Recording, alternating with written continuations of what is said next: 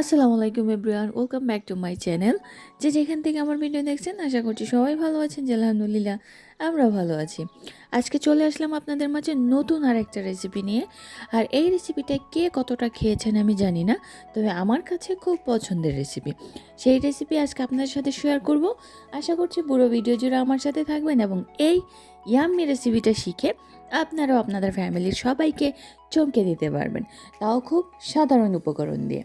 তাহলে চলুন দেখা যাক এই রেসিপি বানানোর জন্য কি কি প্রয়োজন পড়তে পারে। তো এই রেসিপিটা আমি করব হচ্ছে বাংলাদেশি যে সিম আছে, বাংলাদেশি সিম দিয়ে। আর এই সিমগুলো আমরা ইটালিতে ভিক্টোরিয়া বাজারে পেয়ে থাকি। দেখা যায় খুবই অল্প মানে কচি কচি টাইপের থাকে, এত বড় বীজ থাকে না। তো খুবই সিম্পল এবং মানে খেতে খুব ভালো লাগে সেরকম একটা রেসিপি এবং সেরকম একটা সবজি। তো সিম দিয়ে কিন্তু অনেক প্রকারের সবজি তৈরি করা যায়, অনেক প্রকারের রেসিপি তৈরি করা যায়। তো সেই সব রেসিপি আমি আপনাদের সাথে শেয়ার করব। তো এটা হচ্ছে ফার্স্ট রেসিপি। তো আজকে যেটা আমি করছি সেটা হচ্ছে অরাতা মাছ দিয়ে আমি এটা রান্না করব। এই মাছ, অরাতা মাছটা হচ্ছে ইটালিয়ান মাছ। আপনারা চাইলে যে কোনো মাছ দিয়ে রেসিপিটা করতে পারেন। তো এখানে আমি সিম নিয়ে নিয়েছি, সিমের যে ভালো করে ধুয়ে নিয়েছি। ধুয়ে নেওয়ার পরে সিমগুলোকে আমার কুচি কুচি কুচি কুচি করে কেটে নিতে হবে। দেখতেই পাচ্ছেন আমি কিভাবে কেটে নিচ্ছি। এরকম করে সবগুলো সিম কিন্তু কেটে নিতে হবে। তো এই আপনি যদি চান আরেকটু চিকন করতে, তাহলে আরেকটু চিকনও করতে পারেন। তো এখানে আমি সবগুলো সিম কেটে নিয়েছি, দেখতেই পাচ্ছেন। আপনারা চাইলে যতটুকু আপনাদের ফ্যামিলি মেম্বার্স আছে সে অনুসারে কিন্তু সিমগুলো নিয়ে নিতে পারেন। এবার চলে আসলাম চুলায়। আমি ফ্রাই প্যান দিয়ে দিয়েছি এক্সট্রা ভার্জিন অলিভ অয়েল তেল। আপনারা চাইলে যে কোনো তেল ইউজ করতে পারেন। এখানে চাইলে মাস্টার্ড অয়েল অথবা যে জিরা সয়াবিন তেল, সেটাও কিন্তু ব্যবহার করতে পারেন। এরপর অ্যাড করে দিচ্ছি পেঁয়াজ কুচি। পেঁয়াজগুলো কুচি করে রেখেছিলাম, সেই কুচি পেঁয়াজ অ্যাড করে দিয়েছি। এখন পেঁয়াজ এবং কাঁচামরিচ অ্যাড করছি।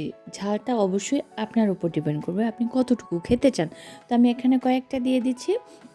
এরপরে এগুলো সবগুলো ভালো করে নেড়ে চেড়ে কিছুটা ব্রাউন কালার হওয়ার আগ পর্যন্ত অপেক্ষা করতে হবে। পেঁয়াজগুলোকে বাদামি কালার করে ভাজার জন্য কিছুক্ষণ অবশ্যই অপেক্ষা করতে হবে। তো অপেক্ষা করার পর যখন দেখবেন যে কিছুটা বাদামি কালার হয়ে গেছে, সে পর্যায়ে আপনি এখানে অ্যাড করে দিতে পারেন।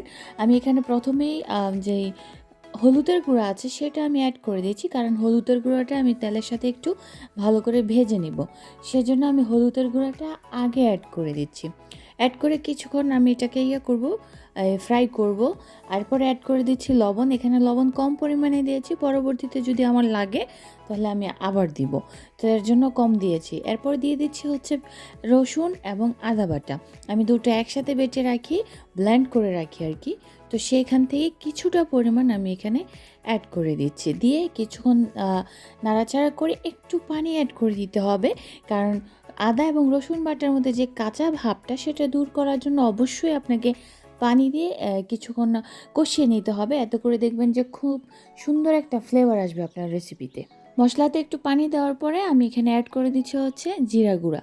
জিরা গুঁড়াটা অবশ্যই দিবেন, তো সুন্দর একটা ফ্লেভার আসবে। এরপরে কিছুক্ষণ নাড়াচাড়া করে পানিটা শুকানোর আগ পর্যন্ত আমাকে কিন্তু ওয়েট করতে হবে, কারণ পানি যদি না শুকায় মশলাটা কিন্তু ভালো করে কষানো হবে না। আর কখন বুঝতে পারবেন যে মশলাটা ভালো করে কষানো হয়েছে? যখন দেখবেন যে এখানে তেল ভেসে উঠেছে, তখন বুঝতে পারবেন মশলা ভালো করে কষানো হয়ে গেছে। এরপর এখানে অ্যাড করে দিচ্ছি টমেটো। টমেটো তো অবশ্যই আমি সব খাবারে, আমাদের সব রেসিপিতে আমি টমেটো ব্যবহার করি, কারণ টমেটো শরীরের জন্য খুব উপকারী, সেজন্য টমেটো ইউজ করে থাকি। তারপর আমি এখানে যে কুচি করে রেখে সিমগুলো রেখেছিলাম, সেই সিমগুলো অ্যাড করে দিচ্ছি। দেওয়ার পরে কতক্ষণ আমাকে সিমগুলো ফ্রাই করতে হবে। আপনি রেসিপি মজা করার জন্য আপনাকে কিছু টিপস ফলো করতে হয়, যেমন আপনি কি মশলাটা ভালো করে কষাচ্ছেন কি না, আপনার রেসিপি যেগুলো করবেন আপনার সবজির সাথে পারফেক্টেবল সবজিগুলো দিচ্ছেন কি না, তারপরে হচ্ছে আপনার যেই রেসিপিটা করবেন সেটাতে পারফেক্ট আপনি মাছ ব্যবহার করছেন কি না, মশলাগুলো ঠিক মতো দিচ্ছেন কি না, সেটার উপর ডিপেন্ড করে কিন্তু আপনার রেসিপির পারফেক্ট যেই স্বাদ আছে সেটা প্রকাশ পায়। আপনারা দেখতেই পেলেন আমি কিন্তু একটু ঢাকনা দিয়ে ঢেকে রেখেছিলাম কিছুক্ষণের সময়ের জন্য। যখন আমি ঢাকনা দিয়ে ঢেকে রেখেছি অল্প কিছুক্ষণের জন্য, তারপরে দেখুন আবার আমি ঢাকনাটা করে ফেলেছি, তুলে একটু ভালো করে নেড়ে চেড়ে দিয়ে আবার কিছুক্ষণের জন্য আমি একটু ঢাকনা দিয়ে ঢেকে দেব। এভাবে পর্যায়ক্রমে দেখেন 5 থেকে 7 মিনিটের মতো আমার এই সবজিগুলোকে একটু ফ্রাই করতে হবে। ফ্রাইগুলো একটু সময় লাগলেও যদি আপনি ফ্রাইগুলো ভালো করে করেন, দেখবেন যে পরবর্তীতে আপনার রেসিপিটা খুবই ইয়াম্মি হয়। সাধারণ একটা রেসিপি দেখা যায় যে আপনার মাংসের চাইতেও বেশি অনেক খেতে ভালো লাগে। তো সেটার জন্য অবশ্যই কিছু টিপস আপনাকে যে বললাম, সেগুলো আপনারা চাইলে ফলো করলে আপনাদের রেসিপি এরকম খুব ভালো হবে। যখন দেখা যাবে যে রেসিপিটা মানে সবজিগুলো পারফেক্টলিভাবে ইয়া করা হয়ে গেছে, ফ্রাই করা হয়ে গেছে, মানে একটু কষানো হয়ে গেছে, সে পর্যায়ে অ্যাড করে দিব হচ্ছে পানি। তো এখানে পানিটা পরিমাণ মতো দিতে হবে, আর যেহেতু সিম কুচি করে কেটেছি পানির বেশি প্রয়োজন পড়বে না, সেজন্য আমি এখানে পানির পরিমাণটা কমই দিয়েছি। যখন ঢাকনা দিয়ে ঢেকে দেওয়ার পর বলক চলে আসবে, এরপরে অ্যাড করে দিব হচ্ছে মাছ। তো এখানে আমি মাছ ফ্রাই করে রেখেছিলাম, সে ফ্রাই করা মাছগুলো আমি অ্যাড করে দিচ্ছি। আপনারা চাইলে অন্য কোনো মাছও এখানে ব্যবহার করতে পারেন। এখানে আমি ইটালিয়ান অরাতা মাছ ব্যবহার করছি। আমরা বেশিরভাগ এই মাছটাই খেয়ে থাকি, সেজন্য এই মাছটাই ব্যবহার করছি। আপনাদের ভালো লাগলে ডিপেন্ড করে যেটার উপরে আপনারা দিতে চান। এরপর একটু ভালো করে নেড়েচেড়ে দিয়ে ঢাকনা দিয়ে ঢেকে দিতে হবে, কারণ ঢাকনা দিয়ে ঢেকে এর জন্য রাখতে হবে মাছের মধ্যে যে রসটা আছে, মাছের মধ্যে যে স্বাদটা আছে, সেটা যাতে যেই আপনি সবজিগুলো ব্যবহার করেছেন সেই সবজি এবং পানিরগুলোর মধ্যে চলে যায়, তখন দেখা যাবে সব কিছুতেই পারফেক্টেবল একটা স্বাদ চলে আসবে। আর ফাঁকে ফাঁকে অবশ্যই কিছুটা নেড়েচেড়ে দিতে হবে। নেড়েচেড়ে দেওয়ার পরও দেখবেন যে পানিটা শুকিয়ে গেছে। আর আমি এটা একদম পানি ছাড়া রাখবো, আমি এটা ঝোল করব না, এটা আমি ভুনা করব। সেজন্য আমি পানির পরিমাণ কমও দিয়েছি, আর যে পানিগুলো ছিল, যে ঝোলগুলো থাকবে, সেগুলো কিন্তু আমি সবগুলো শুকিয়ে ফেলবো।